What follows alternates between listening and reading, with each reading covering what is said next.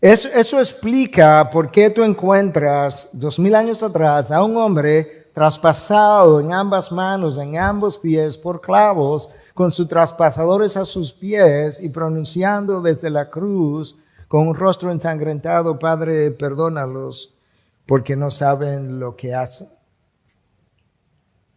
Porque es cierto que lo que dice de otros dice mucho de ti. Por esa misma razón tú encuentras a Esteban mientras los estaban apedreando por creer en el Cristo de la cruz. Y después de él haberle hablado, ¿verdad?, acerca de cómo ellos habían comportado por tanto tiempo, mientras lo apedreaban, él vio el cielo abierto y dijo nuevamente: Padre, no le tomes en cuenta este pecado. Y la razón por la que él pudo decir eso de manera natural, a pesar del juicio que se estaba llevando a cabo contra él, es porque lo que tú dices de otros dice mucho acerca de ti. En el texto de Santiago, capítulo 4, versículo 11 al 12, Santiago tiene mucho que decirnos acerca de esto, pero como esos dos versículos siguen al versículo 10, obviamente, que cubrimos la vez anterior, yo voy a leer desde el 10 hasta el 12, porque el versículo 10 me permite conectar con el mensaje anterior, pero me permite poner esto de hoy en contexto también. Y esta es la palabra de Dios, comenzando en Santiago 4, versículo 10 hasta el 12. Humíllense en la presencia del Señor y Él los exaltará. Hermanos, no hablen mal los unos de los otros. El que habla mal del hermano o juzga a su hermano, habla mal de la ley y juzga a la ley. Pero si tú juzgas a la ley, no eres cumplidor de la ley, sino juez de ella. Hay un solo legislador y juez que es poderoso para salvar y para destruir. Escucha la conclusión. Pero tú, ¿quién eres que juzgas a tu prójimo? El versículo 10, con el que comenzamos y que vimos en el mensaje anterior, Santiago nos anima a humillarnos delante de Dios, que es una forma de decirnos de qué forma nosotros debiéramos caminar delante de Dios y delante de los hombres. Y no hay duda, hermanos, de que la humildad es el mejor antídoto contra los males de los seres humanos, pero en especial contra los males del habla, los males de la lengua. Y la razón por la que Santiago puede hablar de esta forma y la razón por la que la humildad es el mejor antídoto para nuestras formas de hablar es porque de la abundancia del corazón habla la boca, y la persona humilde usualmente al hablar de otro es considerada, es benevolente, no es condenadora, es perdonadora. Busca cómo encontrar evidencias de gracia en la otra persona, como el apóstol Pablo hizo con los corintios. La persona humilde tiende a mirar su viga primero en su ojo antes de encontrar la paja en el ojo ajeno. La humildad te recuerda de dónde Dios te sacó. La humildad te recuerda las veces que Dios te ha perdonado de pecados mucho más grandes que aquellos que estás condenando en tu hermano. La humildad prefiere que Dios trate al otro con gracia y no que haga bajar su justicia sobre él o sobre ella. Y esa es la humildad a la que Santiago nos llama en el versículo 10, para luego decirnos en el versículo 11 y 12 que todo lo que él está diciendo en el 11 y el 12 son contrarios a la humildad de la que él nos habló en el versículo 10. En esencia, en los dos versículos, leímos tres, pero los dos versículos que voy a cubrir, el 11 y el 12, yo quisiera que veamos en primer lugar la prohibición de hablar mal del otro. Número 2, la razón para no hacerlo. Y número 3, la implicación de hablar mal de ese otro. para luego concluir con una pregunta de introspección que Santiago trae como conclusión de ese texto breve en el versículo 12. De manera que comencemos primero con la prohibición en el versículo 11, la primera parte del versículo 11. Hermanos, no hablen mal los unos de los otros. En el lenguaje original, esa frase, no hablen mal, es una sola palabra, es katalaleo, que implica muchas cosas. Puede ser, es una amplia sombrilla para hablar de múltiples males del habla. Puede referirse a la difamación, a la murmuración, pero puede referirse prácticamente a cualquier forma pecaminosa de hablar. Y por eso, en esta traducción de la Nueva Biblia de las Américas y en otras, los traductores han preferido usar el término hablar mal, en cualquiera de sus formas. El puritano Thomas Manton dice en su comentario sobre Santiago que este término puede referirse, entre otras cosas, a hablar mal en privado de nuestros hermanos, entre aquellos que hablan bien de él. En otras palabras, estas personas hablan bien de este hermano y yo hablo mal entre ellos tratando de cambiar su opinión precisamente. Katalaleo incluye también a hablar mal de esa persona, pero de una forma más pública. De la misma manera, Manton agrega que este pecado, tú puedes hacerlo, este pecado de hablar mal de alguien, tú puedes hacerlo en privado, puedes hacerlo en público, tú puedes divulgar pecados secretos de otros que tú conoces, pero que no necesitas divulgar. Y puedes hacer eso en privado, lo puedes hacer en público. Tú pudieras aumentar o agravar las faltas del otro. Aumentarlas. Son ciertas, pero tú las aumentas. Tú puedes calumniar las buenas acciones del otro al suponer que tienen malas intenciones, que tú no conoces, pero tú presupones las malas intenciones del otro y calumnias sus motivaciones. Nosotros incluso podemos callar, dice Manton, envidiosamente lo que es bueno en otros. Sabemos estas cosas malas, la pasamos a otro, pero hay cosas buenas que también conocemos que nos quedamos envidiosamente callados. Además, dice el puritano, que si todo esto es inapropiado para hablarlo tú, que no lo oigas de otro tampoco.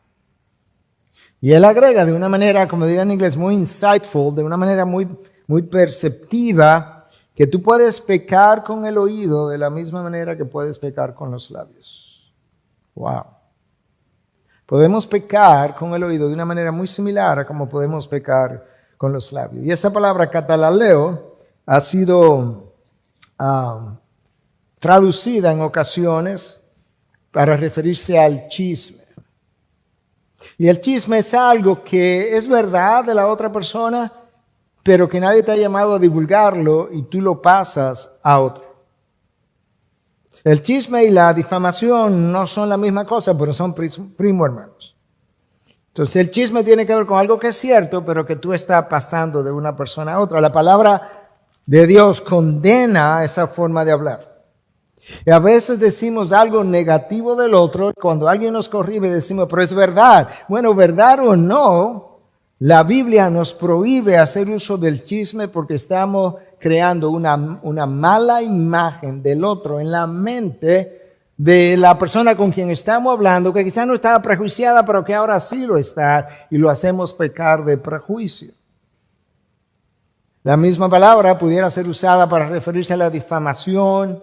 Y la difamación no es una verdad, es una mentira, es una historia creada con la intención expresa de hacerle daño a la otra persona, hacerle daño a la imagen de la otra persona. Y obviamente esa maldad es castigada, condenada por la Biblia. Hermanos, de toda forma del habla que asalte la imagen de Dios en el otro, en privado o en público, es condenada por la Escritura.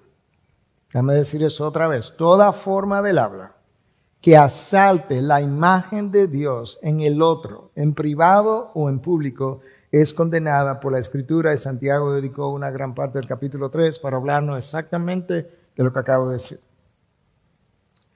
Hermanos, no hemos considerado, no nos hemos detenido a considerar el daño que nos hace o el daño que hace el hablar mal del otro. Hablar mal del otro te hace daño a ti mismo porque tú endureces tu corazón, pero altera, daña, estorba tu relación con Dios. Hablar mal del otro le hace daño a la imagen de la otra persona de quien tú hablas, pero también daña la mente de quien o quienes te oyeron, como mencioné hace un momento, porque a ellos antes no estaban prejuiciados, pero al oírte se han prejuiciado contra esta persona y el prejuicio también es enlistado como un pecado en la palabra de Dios. En resumen, hablar mal del otro le hace daño a la imagen de Dios en ti y en la otra persona. De manera que si valoramos la imagen de Dios en nosotros, debiéramos valorarla en la otra persona y por consiguiente debiéramos cuidar de no dañarla en una persona ni en la otra. Cuando ese hablar mal ocurre entre nosotros los cristianos, estamos dañando, hiriendo, trastornando la hermandad que a Cristo le costó sangre y que al Espíritu le costó venir y morar en nosotros. La unidad del Espíritu, la comunión de los hermanos es fruto de la obra del Espíritu Santo, de acuerdo a lo que la palabra nos dice en Efesios 4. Dañamos esa hermandad. Pero cuando ocurre entre incrédulos, ahora muchas veces él o ella habla mal de la fe cristiana y la tilda de inservible porque mira cómo hablan ellos de ellos mismos o de otros. Le damos una mala reputación a la fe. Hermano, si tú tienes, 40 años, 50 años, quizás no necesitas vivir tanto para verlo. Pero escuche.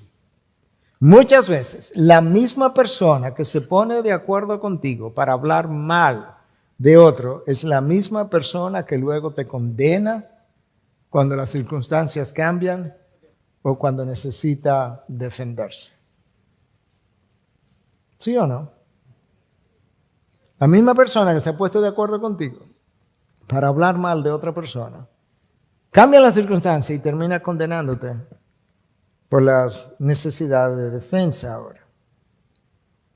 William MacDonald en su comentario sobre esta carta nos propone 3 preguntas que nosotros pudiéramos considerar antes de hablar. Yo creo que son muy saludables.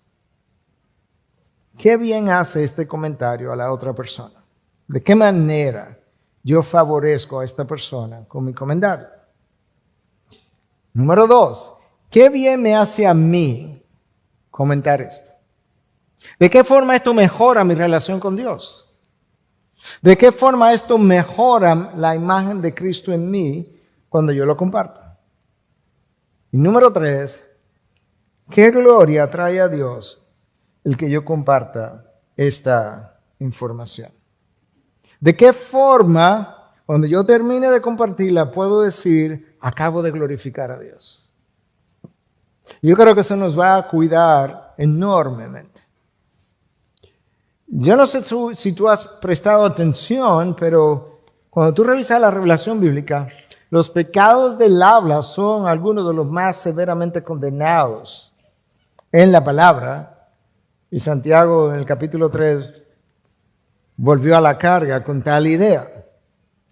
Yo creo que Santiago, y el resto de los autores de la Biblia y sobre todo en el Nuevo Testamento estaban apercibidos de algo que Cristo enseñó y es que de la abundancia del corazón habla la boca. Y si esto es verdad, esto es como yo lo puse en mis palabras. Si la transformación del corazón es la meta de la santificación, si la transformación del corazón es la meta de la santificación, la forma de hablar es la evidencia o de mi transformación o de mi corrupción. Déjame decir eso completo otra vez. Si la transformación del corazón es la meta de la santificación, mi forma de hablar es la evidencia o de mi santificación o de la transformación o de la corrupción de mi corazón. De manera que de entrada ya vimos la prohibición de hablar mal contra el otro. En segundo lugar, yo quisiera que viéramos ahora la razón para no hacerlo. Vimos la prohibición, ahora vamos a ver la razón para no hacerlo. Versículo 10, primera parte. El que habla mal de un hermano o juzga a su hermano, habla mal de la ley y juzga la ley. Esa es la razón para no hacerlo. Porque cuando hablas mal del hermano, está hablando mal de la ley. Tenemos que explorar eso. Y está juzgando a la ley. Cada vez que hablamos mal de la ley y juzgamos a la ley. ¿Por qué? Porque la ley me manda a amar al hermano y yo lo estoy condenando. De manera que, en pocas palabras, yo estoy diciendo, como la ley no es suficiente para juzgarlo, yo lo voy a juzgar en mis propios términos. Yo estoy por encima de la ley. La ley, en efecto, es inservible para juzgar al hermano. El hermano no merece ser amado como la ley me manda, y este es mi juicio y estoy en lo correcto. De manera que la ley de Dios es insuficiente o inservible. La ley me manda a amarlo, pero yo lo condeno. Por eso dice Santiago, escucha, pero si tú juzgas a la ley, versículo 11 todavía, si tú juzgas a la ley, no eres cumplidor de la ley, sino juez de ella. No cumples la ley. Y si no cumplo la ley, ¿qué soy? Violador de la ley. No soy cumplidor de la ley, soy violador de la ley. La pregunta inmediata sería, ¿cómo la violo? Bueno, es que la ley me manda a amar al otro. Ni siquiera al hermano, simplemente me manda a amar al prójimo. La ley. Para los judíos la ley eran los primeros 5 libros de Moisés. Para nosotros la ley es todo lo que Dios nos ha dado por revelación y como mandato. Pero aún dentro de los primeros 5 libros, la Torá de los judíos, la ley le mandaba a amar al prójimo. Escucha Levítico 19:16. Para comenzar, no andarás de calumniador entre tu pueblo. No harás nada en contra de la vida de tu prójimo. ¿De quién? De tu prójimo. Ahora escucha lo que dice. Yo soy el Señor. En otras palabras, no es Moisés que te está diciendo esto. No es Aarón quien te está ordenando que no hagas nada en contra de tu prójimo. Yo, el Señor y juez del cielo y la tierra, te digo, no harás nada en contra de la vida de tu prójimo. Versículo 19. Versículo 18 de Levíticos 19. Amarás a tu prójimo como a ti mismo. Punto. Escucha ahora. Yo soy el Señor. Yo el Señor te digo que ames al prójimo. Y luego, Cristo que vino a ayudarnos a entender la letra de la ley. La letra de la ley es justamente lo que tú entiendes cuando la lees sin ninguna otra amplificación. Pero luego viene Cristo y dice, déjame decirte que en la ley hay una letra de la ley y hay un espíritu de la ley. La letra de la ley es obvio para todo el mundo. Prácticamente incluso no tiene que ser cristiano para entender semánticamente lo que dice. El espíritu de la ley es mucho más amplio. Y entonces Él nos enseña en Mateo 22, 35 al 40, que en esencia nos iba a ayudar a entender el espíritu de la ley y lo iba a resumir, no iba a ayudar tanto, y no solamente no iba a dar entendimiento, no iba a dar un resumen. Dice, básicamente te voy a decir, toda la ley la puedes resumir en 2 mandamientos. Tú amas a Dios con todo tu corazón, con toda tu alma y con toda tu mente, con todo tu ser. Y el segundo mandamiento es semejante a este. De hecho, depende de este. Ama a tu prójimo como a ti mismo. En eso se resume toda la ley. Nota que condena a tu prójimo está fuera de ambos mandamientos. Santiago dice, cuando tú violas la ley, cuando tú no eres cumplidor de la ley, eres un violador de la ley. ¿Y cómo la violo? Porque tú condenas al hermano cuando la ley te llama a amarlo. Más adelante el apóstol Pablo viene y trae más luz sobre este tema. Y me ayuda a entender por qué yo no puedo condenar al hermano a quien la ley me manda amar. Porque si lo voy a amar, esto es como el amor se comporta. 1 Corintios 13, el amor es bondadoso, versículo 4. Versículo 5, el amor no se comporta indecorosamente, por tanto no lo va a condenar. Versículo 6, el amor no se regocija de la injusticia, no lo va a condenar. Número 7, en vez de hablar mal, el amor todo lo sufre, todo lo soporta. Eso no es compatible con la condenación. De manera que hablar mal del otro viola la ley del amor y viola la ley de Cristo. Es una desobediencia a Cristo mismo. En un solo versículo nosotros vimos la prohibición de hablar mal del hermano y al mismo tiempo la razón para no hacerlo. Ahora yo quisiera que viéramos en el resto de lo que nos queda de tiempo la implicación de nosotros juzgar al hermano o hablar mal del hermano o del otro. Versículo 12. Solo hay un legislador y juez que es poderoso para salvar y para destruir. Y si no está claro, ese no eres tú. Solo hay un legislador y juez que es poderoso para salvar y para destruir. Pero tú, escucha la pregunta, ¿quién eres que juzgas a tu prójimo? ¿Qué pregunta? En buen dominicano, ¿y tú quién eres? ¿Cómo te atreves? Porque hay un solo juez y no soy yo y tampoco eres tú. Cuando Santiago nos dice que hay un solo juez, yo creo que está tácitamente implícito que es Dios y ese juicio se le ha dado al Hijo. Está claro en la revelación de la palabra que Cristo es el juez. Cuando ese juez se encarnó, vivió entre personas como tú y como yo, Él nos ayudó a entender mucho más del espíritu de la ley y entre otras cosas nos dijo en Mateo 7, comenzando con el versículo 1 y 2, no juzguen para que no sean juzgados. Porque con el juicio con que ustedes juzguen serán juzgados y con la medida con que midan se les medirá. Él estaba rodeado de escribas y fariseos y la población estaba también a su lado. Había multitudes a su lado, pero ahí estaban los líderes también. Esas palabras probablemente salieron como proyectiles a la mente, al corazón de estos líderes del pueblo que continuamente enseñaban conforme a la sabiduría humana y condenaban a todo el mundo, en esencia porque tenían una religiosidad que seguían, pero no tenían una relación con Dios. Pero una vez que esa enseñanza de Cristo pasaba más allá de los escribas y fariseos, nos incluye a nosotros. Es para cada uno de nosotros, incluyendo el predicador.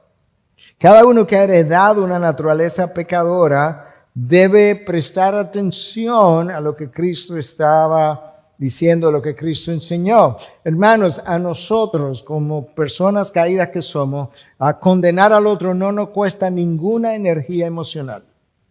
Lo hacemos de forma natural. Preparar este mensaje y luego entregarlo una vez y ahora entregarlo una segunda vez conlleva un gasto de energía física y emocional, pero condenar al otro nosotros lo hacemos como si estuviéramos respirando, sin ningún gasto emocional. Es natural para el ser humano caído. Y Cristo estaba tratando de enseñar a sus discípulos a vivir de otra manera. A vivir de una forma que verdaderamente representara lo que Dios había revelado. Quería ayudar a sus discípulos a vivir de manera distinta, a pensar de manera distinta, a hablar de manera distinta. Hermanos, tu juicio y mi juicio usualmente, con frecuencia, no son justos ni sanos.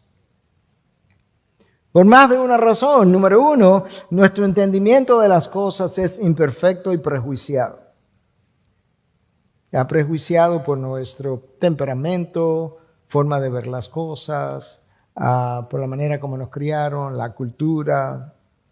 Número dos, nuestro conocimiento de la circunstancia es limitado, no conocemos toda la información y tampoco entendemos todo el panorama. Si no tengo toda la información, no conozco todo el panorama. Y en tercer lugar, peor aún, yo no conozco las motivaciones. La palabra de hecho me prohíbe juzgar las motivaciones de otro porque no, ahí solamente llega Dios. Entonces, ¿qué ocurre? Nosotros nos encontramos frecuentemente juzgando lo que no conocemos juzgando lo que no entendemos y juzgando lo que no debemos. Juzgando lo que no conocemos, juzgando lo que no entendemos y juzgando lo que no debemos. Y por eso Santiago nos advierte y nos dice, cada vez que juzgas a tu hermano te está proclamando, autoproclamando juez sobre los demás. Y estás intentando, aunque no lo digas así, estás intentando usurpar el lugar de Cristo el juez.